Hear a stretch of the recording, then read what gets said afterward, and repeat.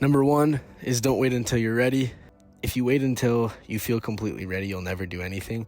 Think about the first time you rode a bike or the first time you swam without any water wings on. Think about your first full-time job. All right, these are things that was really important that you just did it, even though you didn't feel completely ready. And all of the little details, they'll kind of figure themselves out along the way. Number two, high goals will transform your existence. If you shoot for the moon, you'll fall in the stars. You just need to set your goals super high. And that way, even should you fall short of them, you're going to be doing tremendous things. Let's say that you have the goal to make $10,000 online this month. Might sound like something you can't do. Let's say you try and make $100,000 in that month. Do you think you're going to come closer to 10K? Set it high, like super, super high, so that it's like uncomfortable and there's just like that stress there. That way, if you fall short of it, you're still reaching at least what you want to reach. Number three, everything is within your control. If you can dream it, you can achieve it. Whatever you think you can or can't do, you're right. Life is basically choose your own adventure. You can do exactly what you want to do. Number four, be like water. This is a quote by Bruce Lee, but he talks about like when you pour water into a glass, it's the shape of a glass. When you pour it onto a plate, it's the shape of a plate. Pour it into a sink, it goes down the drain. You kind of have to just adapt to every circumstance. Humans were pretty good at adapting naturally. The one sure thing about life is that it's always going to be changing. The one thing that we can't control at all is how much or how something changes or when or why. Sooner you get better at adapting to whatever your current situation is and just running with that and kind of just doing your best with whatever tools and whatever circumstances you're given, the sooner you're going to be happier, more successful, more fulfilled, more at peace. Number five, this one's kind of controversial. It's very rare that men and women can actually be platonic friends. Yeah, there's exceptions. There's people that grew up together, so it's basically a sibling, etc., etc. But by and large, you're probably not an exception. This, of course, more applies if you guys are both straight. It's going to be different if one of you guys is gay or something else. That's why if your parents had a successful marriage growing up, your dad probably didn't have a girl best friend or vice versa. You can have close acquaintances, you can have, people that you get along with and you'll say hi to and it's chill. By and large, you're probably not going to have a true platonic friendship with someone of the opposite sex. Number six, reading will change your existence. Reading is so beautiful, so awesome, expands your horizons, it widens your vocabulary, it makes you more educated, it makes you more interesting. Read all the time. Read whatever you can get your hands on. New material is always good. Everything from history books and grammar books to language books to self-improvement books, books about psychology. And the sooner you learn how to love to read, everything opens itself up. Imagine how much information is out there that you can get your little grippers on that's just going to change your life, just like words on a page. Especially in this day and age when everybody's dopamine receptors are so cooked from scrolling and stuff all the time, the sooner you can get out there and actually just read and you have like a paper book in your hands and your phone's like in another room or something, that's a skill that most people honestly don't possess nowadays, and so you'll be just ahead just based on that. Number seven, get bitter or get better. Don't hold a grudge or a chip, and here's why. Bitterness keeps you from flying. Always stay humble and kind. Bitterness, grudges, chips on your shoulder, anything of that nature, it's just gonna hold you down. It doesn't hurt the other person, the fact that you don't have forgiveness in your heart for something they did. Jesus Christ suffered and died for us so that through him and his power and his grace, we can plead with him to take those bad feelings out of our heart, and he will grant us forgiveness every time. And that doesn't mean we have to necessarily stay around those people or trust them. I promise you that any bad thing that anyone has ever done to you or to anyone that you love, if you pray hard enough and you wait long enough, Jesus Christ will take that hatred out of your heart and you'll be a better person for it. And the sooner you start to see everything in your life as a lesson and a blessing, God will just bless you immensely because he sees that he can bless you in unconventional ways. That is tremendous. That's something that many people in this day and age just don't know. Number 8, good feelings, they always come from God. Yes, obviously the enemy can mess with our feelings, but by and large, over a long enough period of time, if you're close with God, studying your scriptures, praying, doing what you should do, you're going to be able to see past any false deceptions and illusions of the adversary. If you just feel really good somewhere or with somebody doing something, that's probably a sign that that's a good thing and you should keep doing it. It seems pretty basic, but it's something that a lot of people honestly don't even think about. Number 9, accept the struggle. As we get older, I think some of us start to think that there's going to come a day when we won't have problems or struggles anymore. End of the day, we live in this in this very imperfect world right now, right? We're not in heaven yet. And so we're always going to be struggling and meeting new challenges and new trials and new afflictions every moment of our lives. And the best thing that we can possibly do is to learn how to turn to God in those struggles and how to prioritize our relationship with Him anyway, despite that and throughout that. And as we do that, we're going to feel just such a pull of just happiness and peace in our heart. Genuinely though, as soon as you learn to trust Jesus Christ, whatever things are thrown into your path to help make you stronger, you've already accepted that struggle. You say, you know what, God, I've gotten through every other day before now with thy help. I know that thou canst help me to get through this too. When you are starting anything, let's say you're trying to learn how to draw, or you're trying to learn how to play the piano, or you're trying to release videos on the internet, don't focus as much on the high quality and how good you can make, whatever it is, how good you can make your drawing. At the beginning, just focus on how much you can do. Just try and get reps in, because genuinely failing faster, getting bad videos out of the way, playing for release until, you can just get it blindfolded instead of trying to get it right the first or the second time. Play it hundreds of times. Put in so much effort. This is like Hormozy, right? But that it's just unreasonable that you wouldn't succeed. And the more you learn and the faster you learn how to struggle and then fail and then get up and do it again until you get it right, you're going to have such an edge over other people. There's a photography class where half the students were told just take as many photos as possible during the semester, and they were graded and judged purely on how many they could release. And the other half of the students were graded on only one photo during the whole semester that they could take. And it just had to be the highest, best quality photo possible. And at the end of the semester, they put all the photos together, and they had pro photographers go through. And, these pro photographers immediately chose out the best photos of the whole batch. Every single one of those best photos came from the quantity group, not from the quality group. Genuinely, at the beginning, you're going to have a lot more luck and a lot more success just trying to pump out as much as possible, and you'll get lucky once. I did door-to-door sales selling pest control a little while ago, and same thing when you're starting out in sales, right?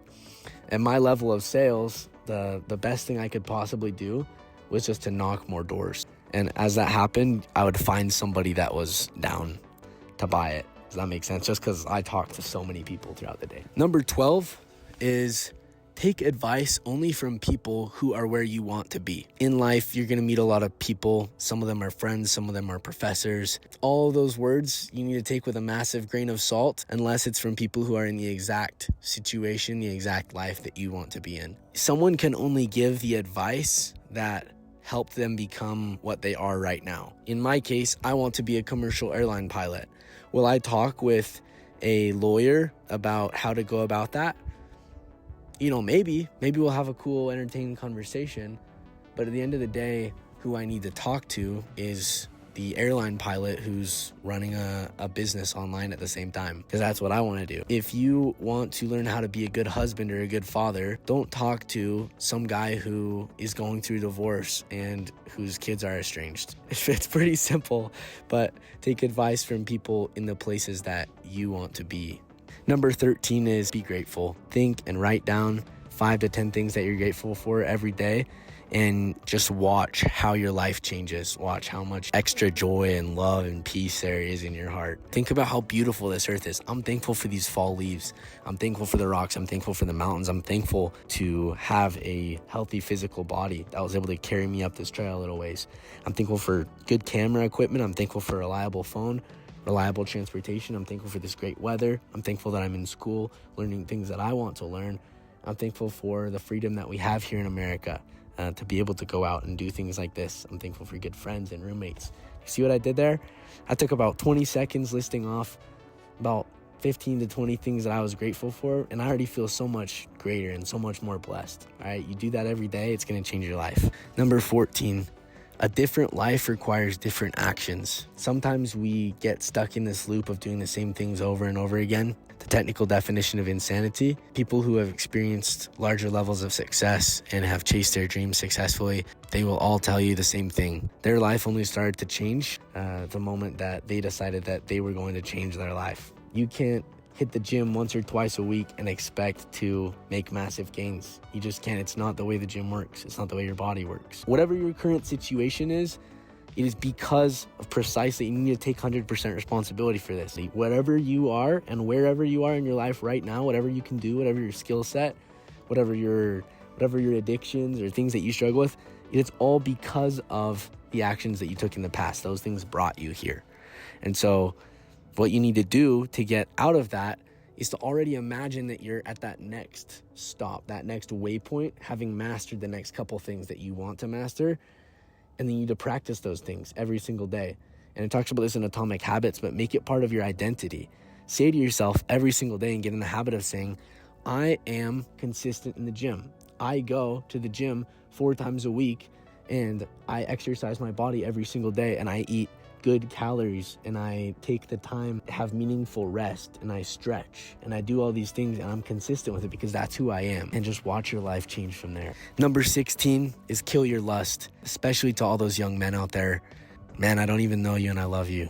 I want you to know that I am a man. I know exactly how it feels. He can help you with that, all right? Those feelings, we have them.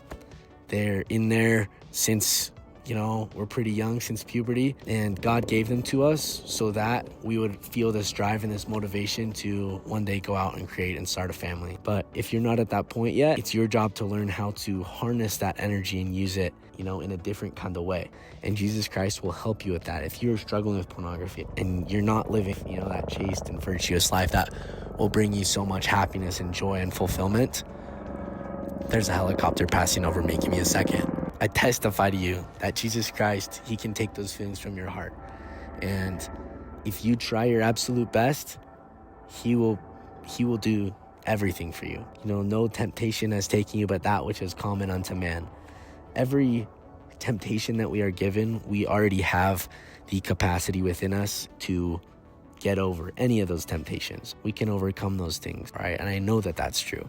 And it's imperative that before you have a healthy relationship, as young and as soon as possible, you're able to just overcome that part of yourself. Because think about some of the most powerful, richest, happiest men in history. King David, King Solomon. What was it that took these men down? It wasn't anything else. It was lust. Deep down inside their heart, it was that carnal desire that just came back and reared its head because when they were younger, they hadn't been able to learn how to bridle that. But with God's help, we can all bridle that. Number 17 is plan every detail of your life. This isn't always possible, but to the best of your ability, every so often, I do it every 6 months, and then every year, and then every 5 years. I have my goals lined up in a row, the things that I'm going to do, the things that I'm going to become, the things that will have happened in my life, and I take responsibility, and I come back to those goals as often as I can. I keep in my wallet every 6 months, written to myself, a new letter from myself, in those previous 6 months. And I say, hey, how are you doing on this? And what am I doing to make progress and make steps in that correct direction? And I know that as you do that, you will slowly create and mold the life that you want to have. You really are completely in charge of your own reality, and plan to the smallest detail what you want, because frankly, no one's coming to save you, okay? Especially if you're a young man between the ages of 17 and 35. It's kind of up to you, and God's going to be there for you, but you need to look around and decide what it is that you want out of life. Like the kid on the bike. You have to have momentum. You have to be going forward before you can turn, okay? You can turn on the bike. You can even 180 on the bike, but you have to be going already. So it's better to be going in any direction, okay? In any positive direction, just go. Just go jump in and start. And it'll all work out. Number 18, manifest the people around you. This one can sound confusing, the more you say, Jackie, I absolutely love it.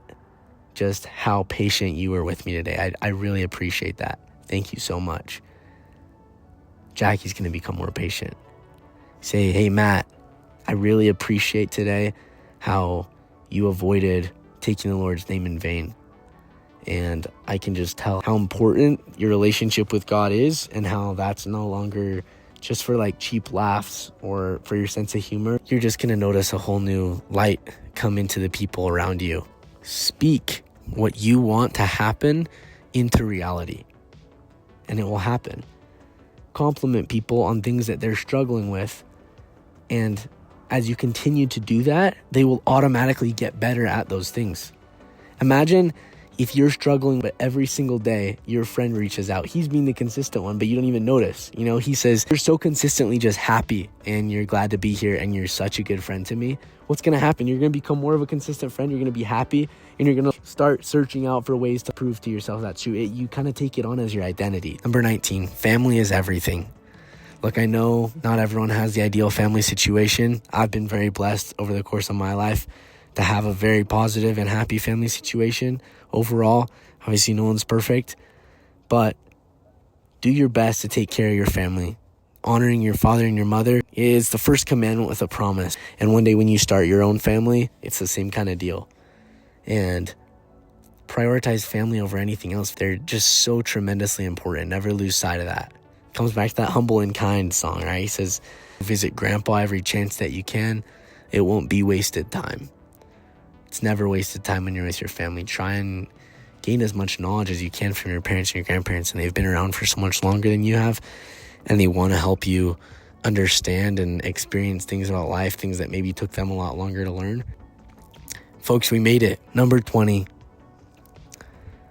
What would you do the rest of your life if you never had to worry about money again? If financially you were taken care of, how would you spend your days?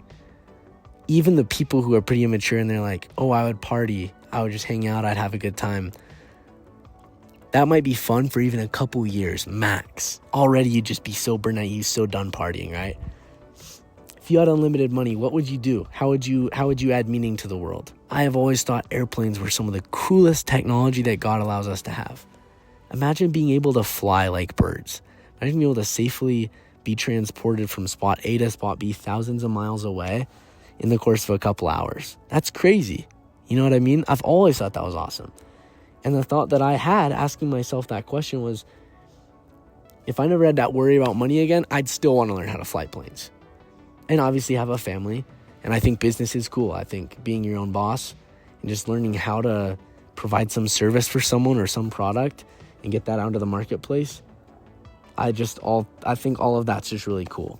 I'm also really big into art. I think everything from 3D modeling to drawing to cinematography to music, it's all just so important and helps add so much to our lives. And so between those things, I realized those are my priorities. Then you put the money back in and it's like, oh, well, flying planes happens to actually give you quite a bit of money. And who's to say that I can't make cool art and cool videos and cool 3D models and cool drawings and maybe some cool music here and there? And who's to say I can't start a family even though I'm still pretty young? Answer that question for yourself. What would you do if you never had to worry about money again? And as soon as you can truthfully answer that, you go do that anyway, and the money will come.